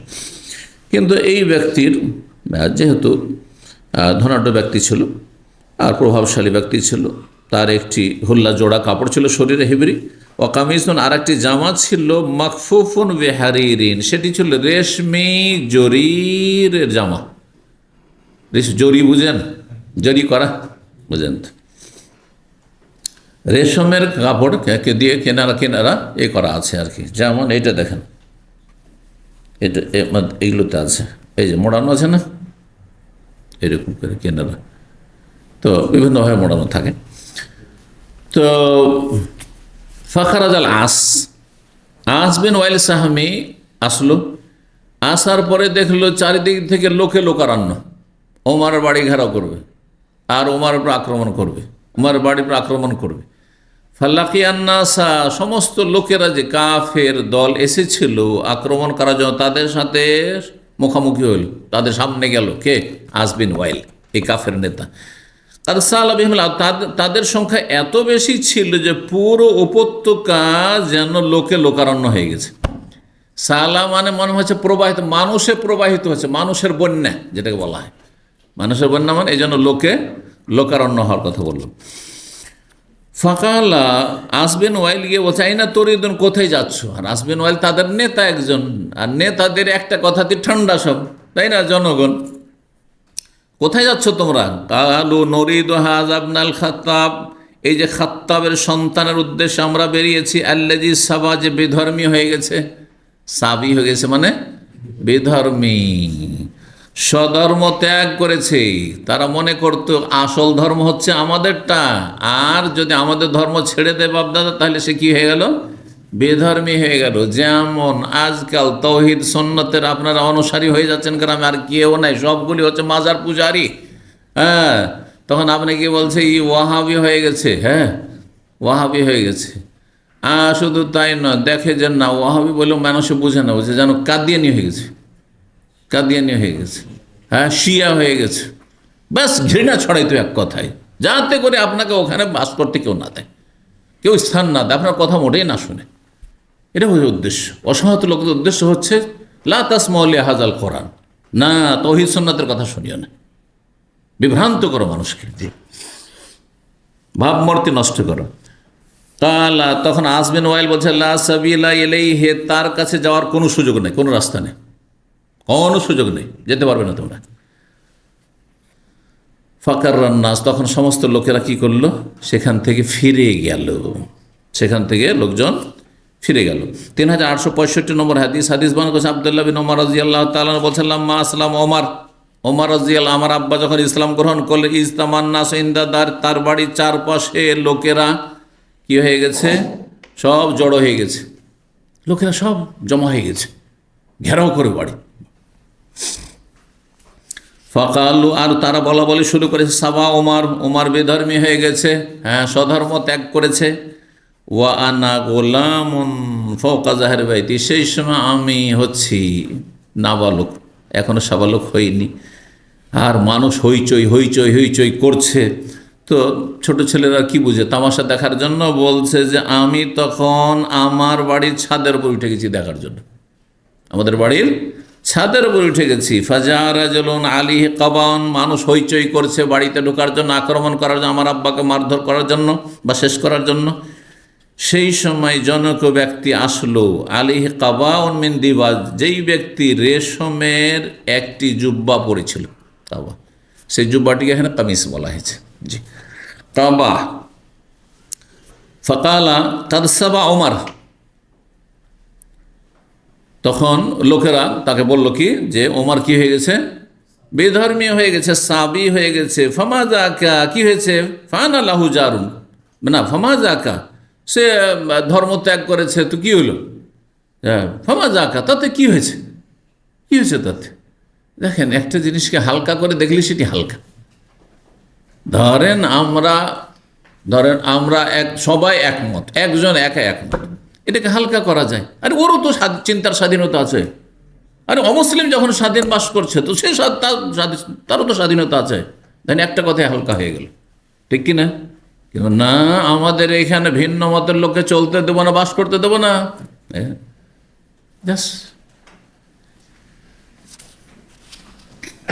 কি হয়েছে তাদের? ফান আল্লাহ, আমি তাকে আশ্রয় দিচ্ছি। নেতা আসবিন ওয়াইল বলছে আমি তাকে আশ্রয় দিচ্ছি। কালা, এ কথা বলতে ফারায়তুন্নাসা, সমস্ত জনগণ যে চারিদিক আমাদের বাড়ি ঘেরাও করে আছে, তাসাদ্দাও আনহু, সেখান থেকে তারা ছত্রভঙ্গ হয়ে গেল, ছত্রভঙ্গ হয়ে গেল, সব দল বেঁধে সব এসেছিল। ফাকুল, তো তখন আমি জিজ্ঞেস করলাম, মান হাজার রাজুল, ওই লোকটি কে? হ্যাঁ, ছাদের উপর থেকে দেখছি। আর তারপর জিজ্ঞেস করছি ওই লোকটা কি? যে ওই লোকটা তাদেরকে বললো যে যাও, তাতে কি হয়েছে? ইসলাম গ্রহণ করেছে, আমাদের ধর্ম ত্যাগ করেছে, তার স্বাধীনতা। কি ওই লোকটি? কালু, তখন লোকেরা বলল, মানে পরিবারের লোকেরা, যে সে হচ্ছে আস বিন ওয়াইল সাহাবী, বানু সাহাম গোত্রের। কখনো কখনো কাফের ইসলামের শত্রু দিয়েও ইসলামের কাজ হয়ে যায়। এমন একটি হাদিস রয়েছে, ইন্নাল্লাহ লা ইউআইয়িদু হাযাদ দীন বির-রাজুলিল ফাজির। কখনো কখনো আল্লাহ ইসলামের খেদমত নিয়ে নেন পাপিষ্ট লোককে দিও, নাস্তিককে দিও। নাস্তিক নেতা, এমপি, মন্ত্রী, হ্যাঁ আপনার অফিসার, আর তাকে নিয়ে সেই স্টেজে বসিয়ে দিলেন, মাহফিল করতে দেবে না, বসিয়ে দিলেন, সব ঠান্ডাই হল। অথচ তার দিনেরই কোনো ঠিক নেই, কিন্তু তাকে দিয়ে আল্লাহ একটু ইসলামের খেদমত নিয়ে নিলেন। সুতরাং এই খেদমত নিতে কোনো দোষ নেই, এই খেদমত নিতে কোনো দোষ নেই। সেটা আল্লাহর জন্য, আল্লাহর দিনের জন্য আপনি, সে সাপোর্ট করছে, আপনি নিতে পারেন। তো এই ছিল 3866 নম্বর হাদিস বর্ণনা করছেন সালেম বিন আবদুল্লাহ। তিনি বলছেন যে তাকে হাদিস বর্ণনা করেছেন তার পিতা আবদুল্লাহ বিন ওমর। কালাম মা সামিআতু ওমর লিশাইইন কাত্তু ইয়াকুলু ইন্নী লা আযুন্নুহু কাযা ইল্লা কানা কামা ইয়াজুন। বলছেন যে আমার দাদা সালেম বিন আবদুল্লাহ বিন ওমর, তার দাদা হচ্ছেন ওমর বিন খাত্তাব আমিরুল মুমিনিন, দ্বিতীয় খলিফা রাদিয়াল্লাহু তাআলা আনহু। তো বলছেন যে আমার দাদা এমন ছিলেন যে ওমর রাদিয়াল্লাহু তাআলা, আমার দাদা কোনো ক্ষেত্রে, তার বাবা বলছেন, সালেম বর্ণনা করছেন তার পিতা থেকে, তার মানে আবদুল্লাহ থেকে, তাহলে আবদুল্লাহ তাহলে তার আব্বা সম্পর্কে বলছেন যে আমার আব্বা ওমর রাদিয়াল্লাহু তাআলা কোনো বিষয়ে যদি বলতেন আমার ধারণা এমনটা হবে, এমনটা হওয়া উচিত, সেটি হইত। কোনো একটা বিষয়ে সমস্যা হয়েছে আর তার সমাধান চাই, এখন ওহী নাযিল হয়, আয়াত নাযিল হয়নি, বলছে এইটা হওয়া উচিত, ওই রকমই আয়াত নাযিল হয়েছে। ওমর রাদিয়াল্লাহু তাআলা এই জন্য কি বলা হয়, মুলহাম বলা হয়। তাকে আল্লাহ ইলহাম দিয়েছিলেন, মানে তাকে আল্লাহ এমন জ্ঞান দিয়েছেন যেই জ্ঞানটি তার আল্লাহর ওহী, আল্লাহর ফয়সালার অনুকূলে হইত, আল্লাহর ফয়সালার অনুকূলে হইত। এটি আল্লাহর তৌফিক, আল্লাহর তৌফিক। মানুষ যখন দিনদার হয়, পরহেজগার হয়, হারাম থেকে বেঁচে থাকে, যখন সৎ জীবন যাপন করে, তখন সিদ্ধান্ত নিলে সঠিক সিদ্ধান্ত উপনীত হইতে পারে। ধরেন আপনার ছেলে মেয়েদের বিয়ে শাদীর ক্ষেত্রে একাধিক জায়গা থেকে আসছে, আপনি সিদ্ধান্ত নিতে অনেকে কিন্তু হিমশিম খাচ্ছেন, কেউ পয়সার দিকে ছুটছেন, কেউ প্রভাবের দিকে ছুটছেন, কেউ আর কোনো কিছু দেখে ছুটছেন। এই ক্ষেত্রে আপনাকে একটা সিদ্ধান্ত নিতে হবে, যে কোনো সমস্যা। এর একটা উদাহরণ দিলাম আর কি, যে কোনো পারিবারিক সমস্যা হতে পারে, আপনার দাম্পত্য জীবনে অথবা সামাজিক কোনো সমস্যা হতে পারে, আপনার রাষ্ট্রীয় কোনো সমস্যা হতে পারে। একটা সিদ্ধান্ত আমাকে নিতেই হবে। এখানে ব্যবসা বাণিজ্যের সিদ্ধান্ত হইতে পারে, এখানে প্রবাসে থাকবো না চলে যাবো সিদ্ধান্ত হইতে পারে। সিদ্ধান্ত নিতে গিয়ে অনেক সময় ক্ষতির শিকার হইলেন আপনি। যদি আল্লাহর তৌফিক না থাকে তো দেখা গেল একটা ভালো স্যালারির একটা ছিল এখানে, আপনি ওর চেয়ে ভালো মনে করে দেশে যেতে চাইছিলেন, দেশে গিয়ে সব সর্বনাশ, এটাও এ কুলো গেল, ওই কুলো গেল, হচ্ছে না। কিন্তু আল্লাহর যদি তৌফিক দেন, ওমর রাদিয়াল্লাহু তাআলা আনহুকে আল্লাহ যা দিয়েছিলেন তার কিছুটা অংশ যদি দেন, ওই তো আসবে না, আসমান থেকে কোনো ইশারা ইঙ্গিত আসবে না, ওই আসবে না, এটা নিশ্চিত। কিন্তু সঠিক সিদ্ধান্তে উপনীত হওয়ার মতো তৌফিক, ক্ষমতা আল্লাহর পক্ষ থেকে, আল্লাহ প্রদত্ত। তো আল্লাহর কাছে এই জন্য ইস্তেখারা করতে বলা হয়েছে। ইস্তেখারা কিসের জন্য? 2 রাকাত নামাজ পড়ি, সালাত আদায় করে আল্লাহর কাছে সাহায্য চাইলেন যে আল্লাহ আমার সামনে 2-3টে রাস্তা, অপশন আছে, কোনটা করব, এটা করব না, এটা করব না, এটা করব, কোন দিকে যাবো, কি করব আমি, হ্যাঁ করব না করব। আপনি একটা সিদ্ধান্ত করে ফেললেন, দেখলেন যে ওতে আল্লাহ বরকত দিয়ে দিলেন, ওইটাতে আপনি সাকসেস হয়ে গেলেন, সফল হয়ে গেলেন। জি। তো বলছেন যে যা কিছু বলতেন ইল্লা কানা কামাইয়ার জন্য, যেমনটা তিনি বিশ্বাস করতেন বা ধারণা করতেন তেমনটা হয়ে যেত। একদিনকার ঘটনা, বাইনামা ওমর জালেসুন, ওমর রাদিয়াল্লাহু তাআলা একদিন বসেছিলেন তার খেলাফত আমলে, তখন খলিফা, নবী সাল্লাল্লাহু আলাইহি ওয়াসাল্লামের জামানা শেষ, আবু বকরের জামানা শেষ। ইয মাররা বিহি রাজুলুন জামিন, হঠাৎ করে তার সামনে দিয়ে একজন সুদর্শন মানুষ চলে যাচ্ছে। তার নাম ছিল সাওয়াদ বিন কারিব। সে একজন জ্যোতিষী ছিল, গণক, জাহিলি যুগের। ফাকাল ওমর তখন বলল, লাকাদ আখতাজান্নি, আও ইন্না হাযা আলা দীনিহি ফিল জাহিলিয়া আও লাকাদ কানা কাহিনাহুম। আমার ধারণা হয় ভুল হবে, আর যদি ভুল না হয়, আমরা যেমন বলি যে আমার যদি ধারণা ভুল না হয় তো এটি হবে, যে আমার ধারণা হচ্ছে যে এই লোকটি এই। তো বলছে আমার ধারণা হয়তো ভুল হবে, আর না হলে সেই ব্যক্তি জাহিলি যুগের ধর্মের অনুসারী ছিল, একসময় তার সাথে অনেক আগে দেখা হয়েছে, মানে যখন আমিও কাফের ছিলাম সেও কাফের ছিল, তখন দেখা হয়েছে তার সাথে। আউল্লাকাদ কানা কাহেনাহম, অথবা আমার ধারণা হচ্ছে যে জাহেলি যুগে তাকে দেখেছি যে জাহেলি যুগের কাফের মুশরিকদের সে একজন জ্যোতিষী ছিল, আর আসলে সে জ্যোতিষী ছিল। আলাইয়ার রজল, বললেন খলিফাতুল মুসলিমিন, লোকটিকে আমার কাছে নিয়ে আস। খলিফা অর্ডার করছেন লোকজনকে, যাও আমার কাছে নিয়ে আসো। ফদুই আলো, ডাকা হইল। ফাকালাহু যালিকা, তো তাকে গিয়ে বলল, তখন সে আসতে বাধ্য হইল, আসলো। ফাকাল, এসে বলছে, মা রাআইতু কালিয়াম উস্তুকবিলা বিহি রাজুলুন মুসলিম, বলছে আজকের মতো আমি জীবনে এই রকমের পরিস্থিতির সম্মুখীন হইনি কোনো দিন, যে আমার সামনে একজন মুসলিম ব্যক্তি আমাকে ডেকেছে, মুসলিম ব্যক্তি আমাকে ডেকেছে। উমারের কথা বলছেন, ওই বলছে সে গণক। কাল ফাইনি আজম আলেক ইল্লামা আখবারতানি, তোমাকে আমি আল্লাহর কসম দিয়ে বলছি যে তুমি সঠিক তথ্য আমাকে বলবে, সঠিক তথ্য বলবে। কাল, সঠিক তথ্য বলবে যে তুমি কি ছিলে, আসলে তোমাকে অনেক আগে দেখেছি মনে হচ্ছে, তুমি জ্যোতিষী ছিলে না, তুমি জ্যোতিষী ছিলে না কি, তোমার সাথে দেখা হয়েছে কিন্তু।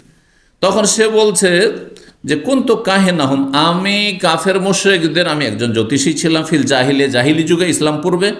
কালা ফামা আজ ও মা জাত কবে জিন্নিয়াতুকা, জ্যোতিষীদের কাছে, গণকদের কাছে জিন আসে, জিন পুরুষও হয় আর জিন মহিলাও হয়।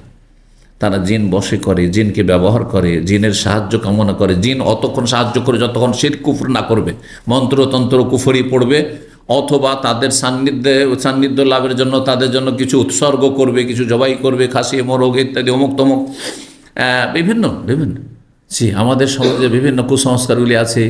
এইরকম যদি হয়, হাম হয়, তো ভালো হওয়ার পরে ওই ছেলেকে 7 রকমের মিষ্টি খাওয়াইতে হবে বাজার থেকে নিয়ে এসে। একজন তো কয়েকদিন আগে প্রশ্ন করলো, আমরা তো ছোট থেকে জানতাম 7 রকমের মিষ্টি, বলছে না 17 রকমের মিষ্টি খাওয়াইতে হবে বাজার থেকে নিয়ে এসে দিয়ে দিতে হবে, তারপরে এত রকমের মিষ্টি। রহস্যটা কি? উদ্দেশ্য যে হামের, যে হাম রোগ বুঝেন, এই যে দানা দানা দানা শরীরে হয়ে যায় হাম, এক ধরনের রোগ আছে, বাংলা 14 বাংলা বললাম। তো এই রোগ হয় জিনের পক্ষ থেকে, হ্যাঁ, এই রোগ হয় কিসের পক্ষ থেকে?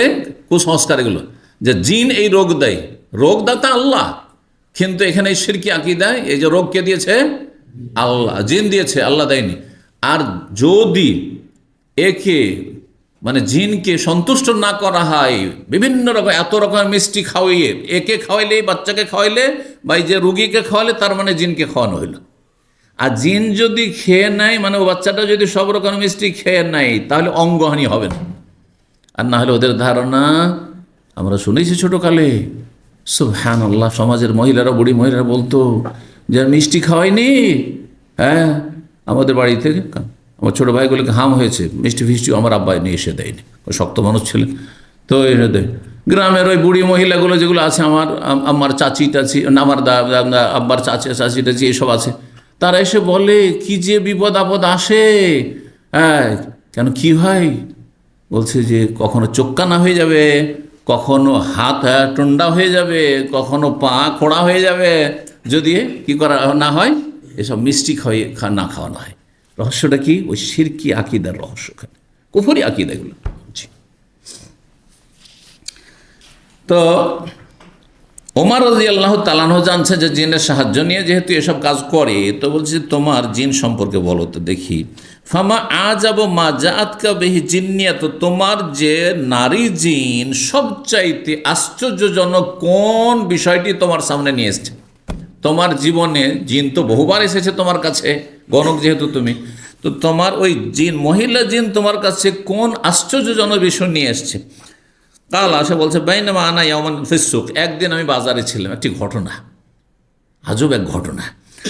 বলছে যে বাজারে ছিলাম, জাতনি আরেফু ফিহাল ফাজা, হঠাৎ করে সেই মহিলা জিন আমার কাছে এসেছে, একবার উদ্বিগ্ন হয়ে, ফাজা ঘাবড়িয়ে, একবারে ভয়ে, ভীত সন্ত্রস্ত হয়ে, একেবারে ভয়ে।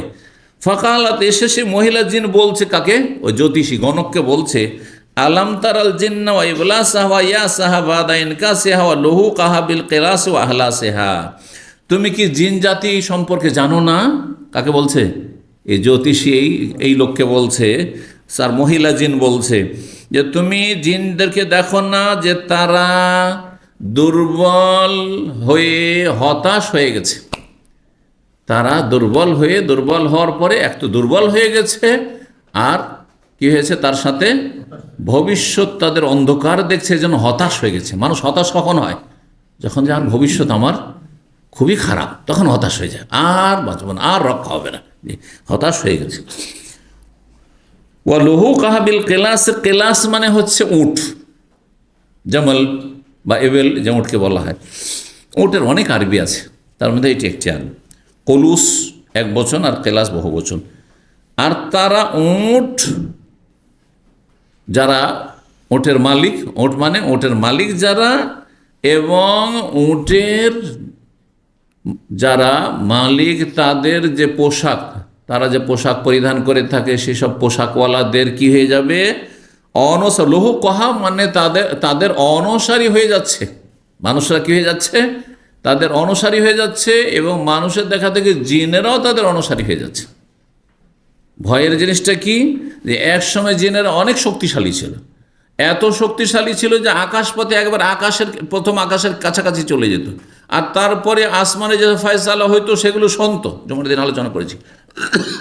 আর শোনার পরে কোনো কথা শুনলে ছো মেরে নিয়ে এসে ওই জ্যোতিষীর কানে বলে দিত যে এটা হতে যাচ্ছে, এটা ঘটতে যাচ্ছে, এর হায়াত, এর মত, এর উন্নতি, এর অবনতি, অধপতন, অমুক তমুক, সুখ দুঃখ, এসব বলতো। আর যেতে পারছে না, তো এদিক থেকে দুর্বল হয়ে গেছে, আর কোনো চান্স নেই, মার খাচ্ছে। হ্যাঁ, যখনই যাওয়ার চেষ্টা করছে তাদেরকে উল্কাপিণ্ড দিয়ে আঘাত করে ধ্বংস করে দেওয়া হচ্ছে, তো জিন জাতি ধ্বংস হচ্ছে। তো তারা দুর্বল হয়ে কি হয়েছে? হতাশ হয়েছে। তার সাথে একদল জিন আবার কি করছে? ধীরে ধীরে ইসলাম গ্রহণ করছে, কোরআন শোনার পর ইসলাম গ্রহণ করছে। ওতে হচ্ছে কি, লৌহুকাহা বিল কিলাসে যারা উটের মালিক, আর আরব জাতি হচ্ছে উটের মালিক, উটের মালিক, এবং উটের আহলাস বলা হয়, এর এক বচন হচ্ছে হিলস। উটের পিঠে যে পালকিটা থাকে তার নিচে একটা সুন্দর কাপড় বিছানো থাকে। উটের পিঠে যারা দেখেছেন সাজানো উট, দেখে কাপড় বিছানো থাকে, সেই কাপড়টিকে বলা হয়। এক কথায় উটের মালিকদের এরা অনুসরণ করছে, অনুসারী হয়ে যাচ্ছে। মানে জিনের আমাদের দলেরা কি হয়ে যাচ্ছে? দুর্বল হয়ে অন্যদের গোলাম হয়ে যাচ্ছে, এবং তাদের অনুসারী হয়ে মানে মুসলিম হয়ে যাচ্ছে।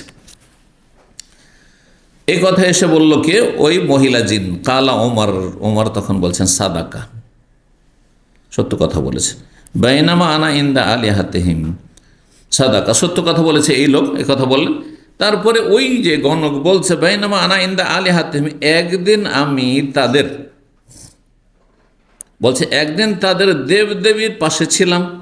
ইজা আর রাজুলন বেজলিন, একজন ব্যক্তি একটা বাছুর নিয়ে আসলো। বাছুর বলেন তো? হ্যাঁ, জি, অল্প বয়সী গরু আর কি। এটা গরুর বাচ্চা নিয়ে আসলো, মানে বাছুর নিয়ে আসলো। ফাজাবাহ, সেটাকে কার জন্য? দেবদেবীর জন্য উৎসর্গ করে জবাই করলো। ফাসারাখা বেহি সার, সেই সময় যেন দেখা যাচ্ছে না, অদৃশ্য থেকে একজন চিৎকার করে বলছে, যে দেখা যাচ্ছে না, কাউকে দেখা যাচ্ছে না, কিন্তু একটা চিৎকার আসছে, আওয়াজ আসছে। লাম আসমা সারেখান কাত্তু আসাদ্দা সৌতা মিনহু, এই রকমের কোনো আওয়াজ আমি কোনোদিন এত উঁচু আওয়াজ কখন আমি শুনিনি। এত উঁচু আওয়াজে বলছে। আওয়াজটি কার ছিল? জিনদের ছিল। জি, ইয়াকুল, সে বলছে, ইয়া জালি আমরুন নাজি রাজুলুন ফাসি ইয়াকুল লা ইলাহা ইল্লাল্লাহ। ইয়া জালিহ, জালিহ মানে হচ্ছে কর্মঠ বা চতুর চালাক। হে চতুর চালাক ব্যক্তি, বা হে কর্মঠ ব্যক্তি, মানে কর্মঠ ব্যক্তিরাই কিন্তু কর্ম করে, হ্যাঁ, আর চতুর চালাকরাই সিদ্ধান্ত ঠিকভাবে নেয়, যে যাতে লাভ আছে সেটাই করে। তো হে চতুর চালাক মানুষ অথবা কর্মঠ ব্যক্তি, আমরুন নাজি, একটি সফলতার বিষয় এসেছে, আগমন করেছে, মানে ইসলাম এসেছে, যাতে কি রয়েছে? সফলতা রয়েছে। সেটা কি ঘটনা? কি বলছে? রাজুলুন ফাসি, একজন বাগ্মী ব্যক্তি, অর্থাৎ মুহাম্মদ সাল্লাল্লাহু আলাইহি সাল্লাম। বাগ্মী বোঝেন তো? হ্যাঁ, যে শুদ্ধ ভাষী, মিষ্ট ভাষী। বাগ্মী বক্তা কাকে বলে? যে মানুষকে আকর্ষণ করতে পারে। একজন বাগ্মী বক্তা, বাগ্মী আলোচক, ইয়াকুল, সে বলছে লা ইলাহা ইল্লাল্লাহ, আল্লাহ ছাড়া কোনো সত্য মাবুদ নেই, তাওহীদের দাওয়াত চলে এসছে। ফাওয়াসাবাল কওম, এ কথা শুনে ওই দেবদেবীর আশেপাশে যত মূর্তি পূজারী ছিল মক্কায়, সবাই কী করেছে, ছত্রভঙ্গে পালাতে শুরু করেছে, এদিক সেদিক পালাতে শুরু করেছে, ছোটাছুটি শুরু করে দিয়েছে। ওয়াসাবা মানে লাফ দেওয়া। ফাওয়াসাবাল কওম, সব কাফেররা সব এদিক সেদিক ছোটাছুটি করতে শুরু করেছে। কুলতু লা আবরাহাতা আলামা ওয়ারা হাযাল আজিব, বলছেন যে আমি তখন মনে মনে চিন্তা করলাম যে আওয়াজটি আসলো কোত্থেকে। লা আবরাহাতা আলামা মা ওয়ারা হাযা, আমি সর্বাত্মক চেষ্টা করব যে এই যে আওয়াজ শুনলাম উচ্চস্বরে, এই রহস্যটা কি, এই ঘটনার রহস্য বের করব। সুম্মা নাদা, আবার একবার ডাক দেওয়ার পরে আবার ডাক দিচ্ছে, ইয়া জালি আমরুন নাজি রাজুলুন ফাসি ইয়াকুলু লা ইলাহা ইল্লাল্লাহ। কোনো জায়গাতে লা ইলাহা ইল্লা আনতা রয়েছে, কিন্তু সঠিক হচ্ছে লা ইলাহা ইল্লাল্লাহ। যে হে চালাক চতুর ব্যক্তি, হে কর্মঠ ব্যক্তি, আমরুন নাজি, একটি সফল বিষয় এসেছে, আর সেটা হচ্ছে ইসলামের আগমন হয়েছে। রাজুলুন ফাসি, আর একজন বাগ্মী ব্যক্তি বলছে লা ইলাহা ইল্লা আল্লাহ ছাড়া কোনো সত্য মাবুদ নেই, অর্থাৎ শেষ নবী মুহাম্মদ সাল্লাল্লাহু আলাইহি ওয়াসাল্লাম এই দাওয়াত দিচ্ছেন। ফাকুমতু, আমি উঠলাম। ফামা নাসিবনা আনকিল, কয়েকদিন হয়েছে মাত্র, আর শুনতে পেলাম, বলা হলো যে হাজা নবী মুহাম্মদ সাল্লাল্লাহু আলাইহি ওয়াসাল্লাম নবী হয়ে গেছে। আর সেই সময়কালে হেরা পাহাড়ের গুহায় প্রথম ওহী নাযিল হয়েছে নবী সাল্লাল্লাহু আলাইহি সাল্লামের উপর। 3867 নম্বর হাদিস। হাদিস বর্ণনা করছেন সাঈদ ইবনে যায়েদ থেকে কায়েস বলছেন, সাঈদ ইবনে যায়েদ বলেন, ইয়াকুল লিল কওম, জাতির লোকদেরকে, কুফায়, আগের হাদিসটি রয়েছে তিনি কুফাতে ওই সময় ছিলেন, কুফায় বলেছেন, লাউ রাআইতুনি মুসিকি উমর আল ইসলাম, আমি যে আমাকে নিজেকে দেখেছি, তোমরা যদি দেখতে, আমি দেখেছি যে উমর রাদিয়াল্লাহু তাআলা আমাকে ইসলাম গ্রহণের কারণে আমাকে বেঁধে রেখেছিল, আনা, আমাকে, ওয়া উখতাহু, এবং তার বোনকেও বেঁধে রেখেছে। মানুষ যখন অন্ধ হয়ে যায়, কট্টর হয়ে যায়, তখন তার আত্মীয়তা ওই সব বুঝে না। তাহলে ধর্মীয় সম্পর্ক সবচেয়ে শক্তিশালী সম্পর্ক। বাতিল হইল, দেখেন কত, নিজের মায়ের পেটের ভাই বোন আপনার ছুটে যাচ্ছে, আর পরের সাথে চলাফেরা করছে শিরকি আকীদা নিয়ে, আপনার তৌহিদের কথা শুনতে রাজি না, কট্টর হইলে। ওমা বলছেন, ওমা আসলাম, বলছেন যে আনা ওয়াক্তুহু ওমা আসলাম, আর যারা ইসলাম গ্রহণ করেছে, যারা ইসলাম গ্রহণ করেছে সবকে বেঁধে বেঁধে রাখতো, দুর্বল হইল তাদেরকে তারা। ওয়ালাউ আন্না উহুদান ইনফাদাল লিমা সানাতুম উসমান, আর উহুদ পাহাড় যদি উসমান রাদিয়াল্লাহু তাআলার সাথে তোমরা যে নির্মম অত্যাচার করেছো আর তাকে শহীদ করেছো, তার ওপর যদি সেটা ইনকাদ্দা, এখানে আসছে ইনফাদ্দা মানে কেঁপে ওঠা, আর ইনকাদ্দা মানে ভেঙে পড়া, চূর্ণ বিচূর্ণ। ওহুদ পাহাড় যদি চূর্ণ বিচূর্ণ হয়ে যেত, লাকানা মাহকুকানা ইনকাদ্দা, তাহলে ওহুদ পাহাড়ের ভেঙে যাওয়াটা যুক্তিসঙ্গত হইত। এত বড় অপরাধ করেছে। 36 নম্বর অধ্যায়, বাবু ইনশাকাল আমার, এই অধ্যায় হচ্ছে চন্দ্র বিদীর্ণ হওয়া, চন্দ্র দ্বিখণ্ডিত হওয়া। নবী সাল্লাল্লাহু আলাইহি ওয়াসাল্লামের একটি মুজিজা হচ্ছে যে মক্কার কাফেররা চ্যালেঞ্জ করলো যে তুমি যদি সত্যি নবী হও তাহলে তুমি দেখাও, এরকম কোনো প্রমাণ দেখাও অসাধারণ, যে আমরা বিশ্বাস করি না যে সত্যি তুমি নবী। তো কি দেখাবো? ওই যে এই চাঁদটাকে দুটুকরো করে দেখাও, চাঁদকে দুটুকরো করে দেখাও। এটি হাদিস রয়েছে, নবী সাল্লাল্লাহু আলাইহি ওয়াসাল্লাম সেই সময় মেনাই ছিলেন। জি, কয়েকটি হাদিস এসছে একই মর্মে। 3868 নম্বর হাদিস। হাদিস মনে করছেন আনাস রাদিয়াল্লাহু তাআলা, তিনি বলছেন, আন্না আহলা মাক্কা সালু রাসূলুল্লাহ সাল্লাল্লাহু আলাইহি ওয়াসাল্লাম আইয়ুরিয়াম আয়া, মক্কার কাফেররা, মক্কাবাসী রাসূলুল্লাহ সাল্লাল্লাহু আলাইহি ওয়াসাল্লামের কাছে তারা চেয়ে ফেলল, তলব করলো কি, আইয়ুরিয়াম আয়া, যে তাদেরকে যেন একটি নিদর্শন দেখানো হয়, মানে সে যে নবী সত্যি, এর একটা দলিল প্রমাণ দেখো হাতে নাতে, যে তুমি অসাধারণ কিছু দেখাইতে পারো। ফারাহমুল কামার শিক্কাতাইন, তখন তাদেরকে চাঁদ দ্বিখণ্ডিত করে দেখালেন রাসূলুল্লাহ সাল্লাল্লাহু আলাইহি ওয়াসাল্লাম। কিন্তু আল্লাহর ক্ষমতা এটি, আল্লাহ রব যখন করেছেন তখন দেখিয়েছেন। জি, নবী রসুলের হাতে থাকেন। হাত্তা রাও হেরা বাইনাহুমা, এমনভাবে, এমন নয় যে দ্বিখণ্ডিত হয়ে পাশাপাশি ফেটে আছে অথবা কাছাকাছি হয়ে আছে, দুই দিগন্তে চলে গেছে। হেরা পাহাড় মাঝখানে, আর হেরা পাহাড়ে এইদিকে অর্ধেক চাঁদ আর আরেক দিকে অর্ধেক চাঁদ, এইরকম। জি, হেরা পাহাড় তো বুঝছেন, হেরা পাহাড়ের নাম কি এখন? জাবালে নূর, গারে হেরা। হেরা পাহাড়ের গুহায় ওহী নাযিল হয়েছিল, এটা হাদিসে এসছে। এখন হেরা বলে কোনো পাহাড় মানুষ জানে না, হ্যাঁ, যারা জানে ইতিহাস তারা জানে শুধু। ওর নাম হয়ে গেছে কি? জবলে নূর। হ্যাঁ, কারণ সেখানে ইসলামের জ্যোতি এসেছে, কোরআনের জ্যোতি প্রথম নাজল হয়েছে কোরআনের নূর, সেই জন্য কোরআনকে নূর আল্লাহ বলেছেন, সেই জন্য এর নাম ফেলে দিয়েছে মক্কাবাসীরা জবলে নূর। হ্যাঁ, যুগের আবর্তন বিবর্তনের নাম পরিবর্তন হয়ে গেছে, বিভিন্ন জায়গার নাম পরিবর্তন হয়, সেরকমই নাম পরিবর্তন হয়েছে। জি, তো এই ছিল একটি হাদিস। 3869 নম্বর হাদিস। হাদিস মনে করছেন আব্দুল্লাহ মাসউদ। আগেরটি ছিল আনাস বিন মালিক। তাহলে দেখেন, হাদিসের বাক্য একই কাছাকাছি, কিন্তু হাদিসের বর্ণনাকারী আলাদা আলাদা সনদে। এখানে সাহাবী হচ্ছেন আব্দুল্লাহ বিন মাসউদ, বলছে ইনশাক্কাল কামার, চাঁদ দ্বিখণ্ডিত হয়েছিল, ওয়া নাহনু মান, সেই সময় আমরা নবী সাল্লাল্লাহু আলাইহি ওয়াসাল্লামের সাথে ছিলাম মেনায়। তাই নবী সাল্লাল্লাহু আলাইহি ওয়াসাল্লাম সেই সময় মেনায় অবস্থান করছিলেন, আর মেনায় লোকজনের সমাগম রয়েছে। হ্যাঁ, তো তাহলে বোঝা যাচ্ছে যে এমন সময় ছিল যে মেনায় হয়তো তাদের মেলা লাগতো, সুকুল আরব একটা রাস্তাও আছে সেখানে, মেলার সময় ছিল, আর না হলে তার হজ মৌসুম ছিল, তারা হজ করতো, ভিড়ভাড় ছিল মানুষের, সেই সময় তারা দেখেছে। বলছে যে মেনায় ছিলেন নবী সাল্লাল্লাহু আলাইহি ওয়াসাল্লাম। ফাকালা, তখন বললেন নবী সাল্লাল্লাহু আলাইহি ওয়াসাল্লাম, তোমরা তো চেয়েছিলে, তোমরা এই মুজিজা আমি অলৌকিক তো দেখাইলাম, ইশহাদু, সাক্ষী থাকো, ইসলাম গ্রহণ করো, নাহলে সাক্ষী থাকো যে আমি দ্বিখণ্ডিত করে দেখিয়েছি। ও জাহাবাত ফিরকাতু নাহওয়াল জাবাল, একটি টুকরো চাঁদের চলে গেল পাহাড়ের দিকে, আর একটি আরেক দিকে। জি, মসরুক বলছেন আব্দুল্লাহ থেকে, ইনশাক্কাবে মক্কা, মক্কায় এই চন্দ্র বিদীর্ণ হয়েছিল, আর মেনা মক্কারই অন্তর্ভুক্ত, সুতরাং মেনা আর মক্কায় কোনো রকমের দ্বন্দ্ব নেই, সাংঘর্ষিক নয়। মক্কা বললে মেনা তাতে সামিল। জি, যেহেতু 5 কিলোমিটার শুধু মসজিদ হারাম থেকে। জি, 3870 নম্বর হাদিস। হাদিস বর্ণনা করছেন ওবায়দুল্লাহ ইবনে আবদুল্লাহ বিন উতবা বিন মাসউদ, তিনি বর্ণনা করছেন আবদুল্লাহ বিন আব্বাস। এটি দেখেন, এখানে আবদুল্লাহ বিন আব্বাস, তাহলে হাদিস এই চাঁদ টুকরো হওয়ার বা চন্দ্র বিদীর্ণ হওয়ার হাদিস আবদুল্লাহ বিন আব্বাস বর্ণনা করছেন, আবদুল্লাহ বিন মাসউদ বর্ণনা করছেন, আর কে বর্ণনা করছেন? আনাস বিন মালিক বর্ণনা করছেন। তো ওবায়দুল্লাহ বিন আবদুল্লাহ বিন উতবা বিন মাসউদ, তিনি আবদুল্লাহ বিন মাসউদের ভাই যে উতবা, তার পোতা, মানে ছেলের ঘরের নাতি।